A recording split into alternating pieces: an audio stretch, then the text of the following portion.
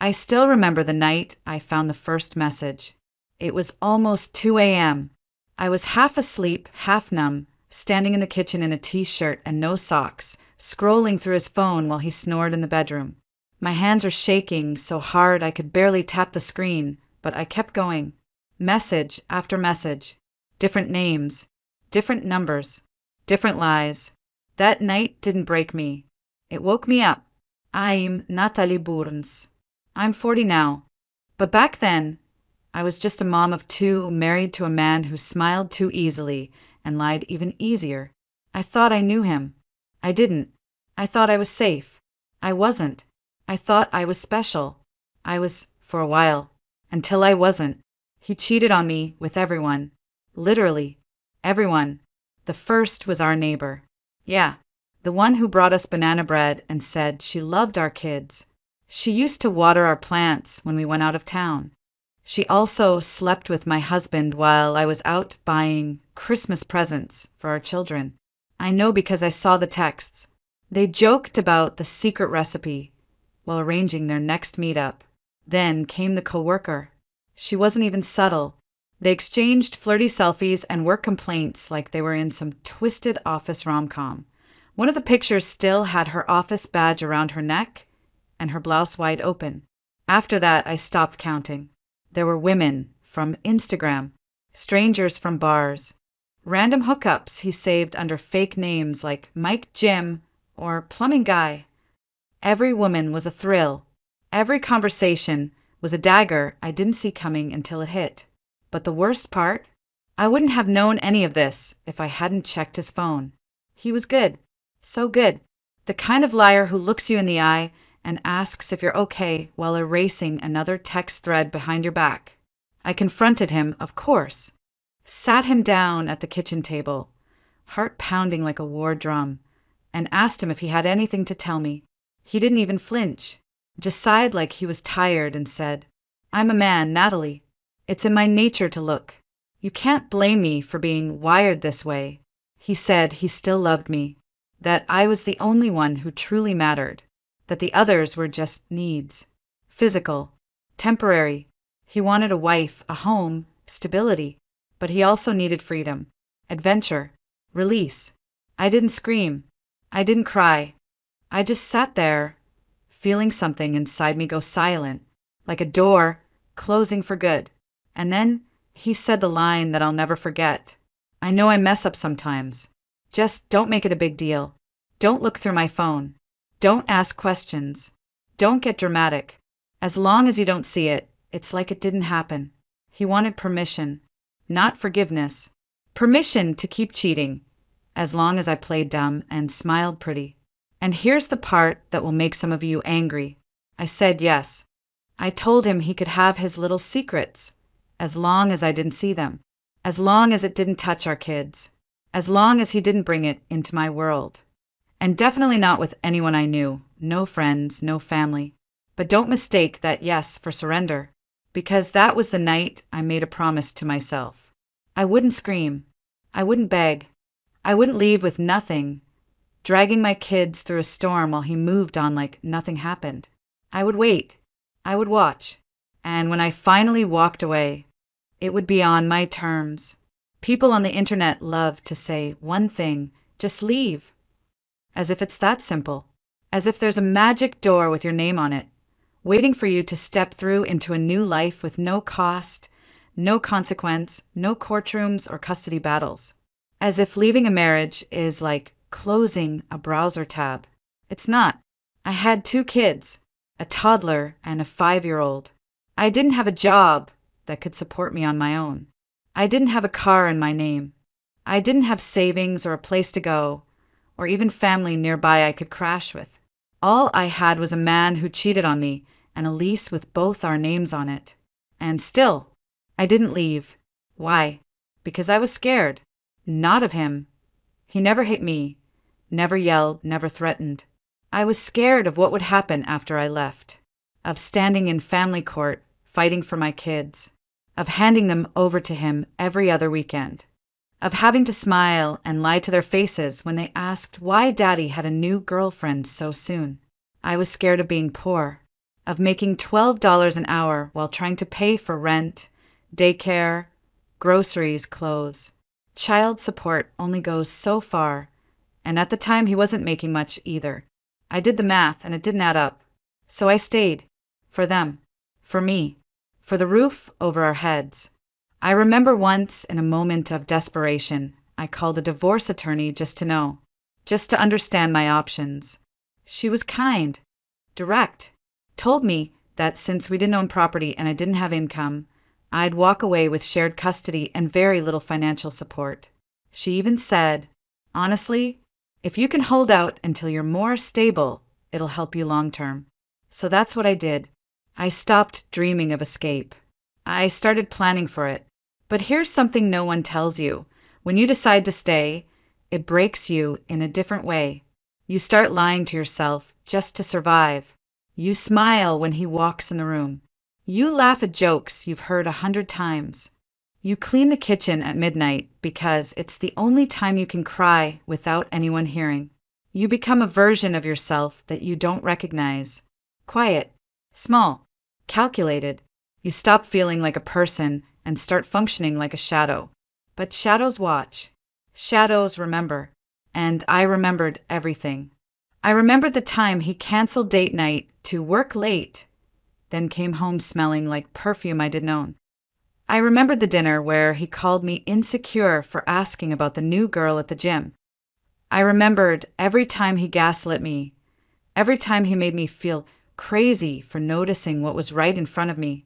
And slowly, that quiet girl inside me, she started whispering back, "You're not crazy. You're not overreacting. You're not done yet. But one day you will be." I think that's the cruelest part of it all, being smart enough to know what's happening to you, but not yet strong enough to stop it. Living in limbo, breathing under someone else's rules. But I wasn't in love anymore. I wasn't attached. I wasn't waiting for him to change. I was waiting for me to be ready. At some point, I stopped crying. I stopped hoping. I stopped waiting for an apology or a miracle or a version of him that only existed in my imagination. Instead, I started working. I wasn't just going to survive this. I was going to build something better from the inside out, and I was going to do it in silence. It started small. I applied for a weekend job at a skincare clinic a few towns over. Just a receptionist, nothing fancy, but it gave me access. I watched estheticians work, saw how they moved, listened to how they spoke to clients with confidence and ease. I thought to myself, I could do that. So I looked into training programs, found one nearby. The tuition wasn't cheap, but my husband had just gotten a bonus, and he felt guilty about something, I forget what. So when I asked, he agreed to pay for it without question. "I want to support your little side hobby," he said, smiling across the dinner table. It wasn't a hobby. It was my lifeline. Every weekend, I went to class. Every weekday, I worked or studied or shadowed someone better than me. I started learning about chemical peels, microdermabrasion, microneedling. I stayed late, took notes, asked questions. The more I learned, the more I felt myself coming back online. Like my brain had been underwater for years, and now I could breathe again. Meanwhile, he thought everything was fine. He thought I was healing, forgiving, moving on. But I wasn't healing for us. I was healing for me. And he was funding every step of it. He paid for my certification, my exam fees, my starter kit. He paid off my student loans when he thought I was stressed and overworked. He even co-signed on a used car for me so I wouldn't have to depend on rides anymore. He thought he was being generous, supportive, redeeming himself. But I knew better. I was building my exit, brick by brick, dollar by dollar, and he was handing me the bricks. There were other things, too. Quiet things. I opened a new bank account in my name only. Started putting $50 here, $100 there. Cash tips, birthday money, refunds. I didn't touch it. I didn't talk about it. But I watched that number grow. I stopped putting big purchases under our joint account. I switched my Amazon to a separate login. I took note of every password he changed and every statement he didn't review. I wasn't hiding, I was preparing. And through it all, I smiled. I cooked dinner. I planned vacations. I kissed him goodnight. He thought I had come back to him, that I had accepted our arrangement, that I understood men have needs. He didn't know I had needs, too. I needed freedom. I needed security. I needed to know that the next time I walked away from a man, I wouldn't have to come crawling back because I couldn't afford rent. I found unexpected allies, too. One of my regular clients, let's call her Lisa, was older, divorced, sharp as a blade. One day after her facial, she looked at me and said, "You're too smart to stay miserable." She didn't know my story. Not really.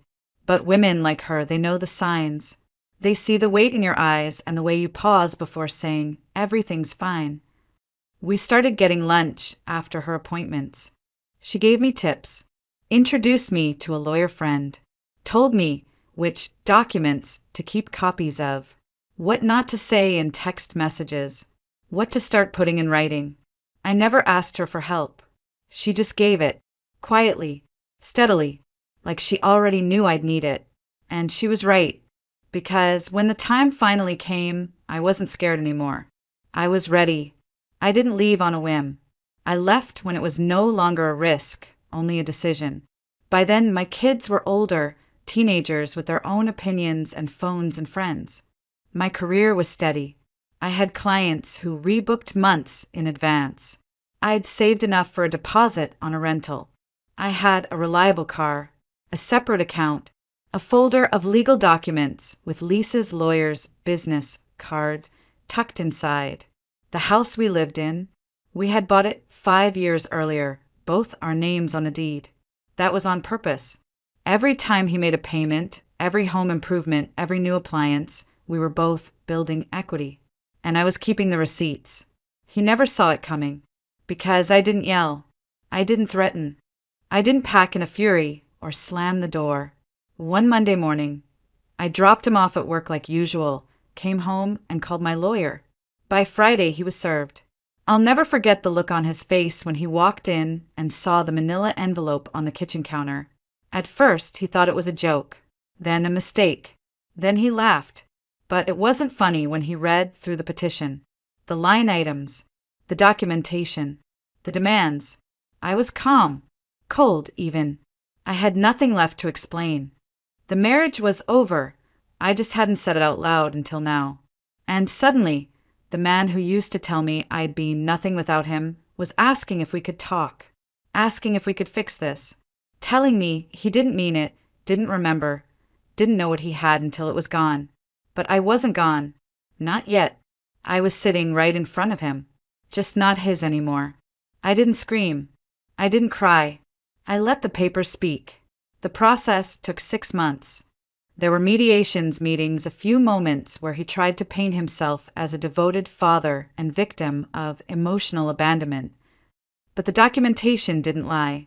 I had timelines, emails, screenshots, witnesses, financial records, and a lawyer who was prepared, professional, and entirely unfazed by his theatrics.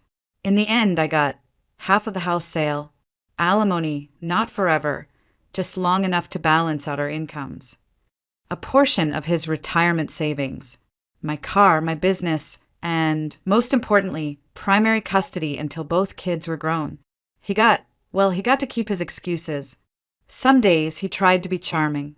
Other days he tried to be cruel, but none of it worked. I wasn't that woman anymore. The real twist? A week before the divorce was finalized, he showed up at my new place.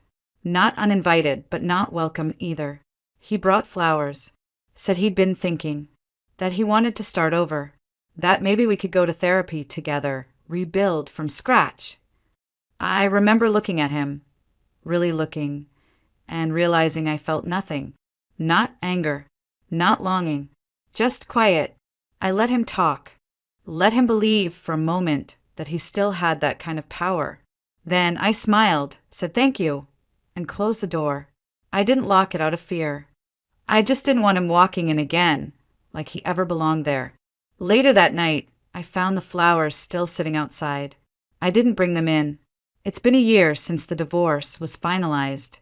I turned 40 last spring, and for the first time in nearly 2 decades, I wake up in a home where everything, from the couch pillows to the coffee mugs, is mine. My kids are older now. My oldest moved out last fall and got her own apartment.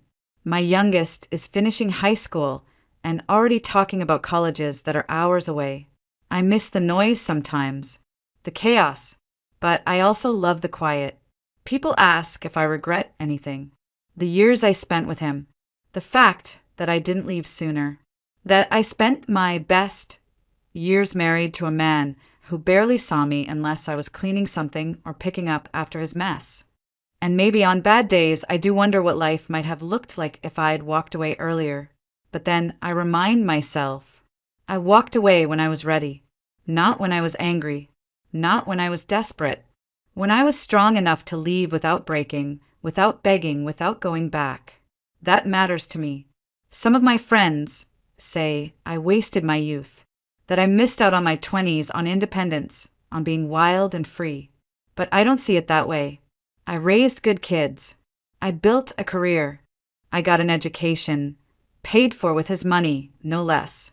I came out of that marriage smarter, stronger, and more secure than I ever was going in. He still tries to contact me sometimes, usually when something goes wrong, when he's lonely or between relationships. He sends texts with too many ellipses, half-hearted apologies, pictures of the kids from years ago. I don't block him. I just don't reply. He's not part of my life anymore, just a shadow behind me, a reminder of who I used to be and who I'll never be again. I'm seeing someone new now. It started slow, coffee, long walks, real conversations. He's kind, steady, and best of all, not threatened by my independence. I told him up front, I don't want to get married again. I don't want to live together. I don't want to combine bank accounts or be anyone's other half. I spent too many years disappearing into someone else. I don't plan on doing that again. He said he understood, that he just wants to love me as I am, not change me into someone I'm not. I'm not saying it's perfect. I still have moments of fear of losing what I've built, of waking up one day and realizing I made a mistake. But those moments pass, and they're replaced with something softer, something steadier. Peace, not revenge, not rage, just peace. Because here's the truth. I didn't need to destroy him to win. I didn't need to expose every affair or scream in every room or set fire to his life. I just needed to leave and not look back. I didn't get everything in the divorce, but I got everything that mattered. My name, my kids, my future, myself. And that's more than enough.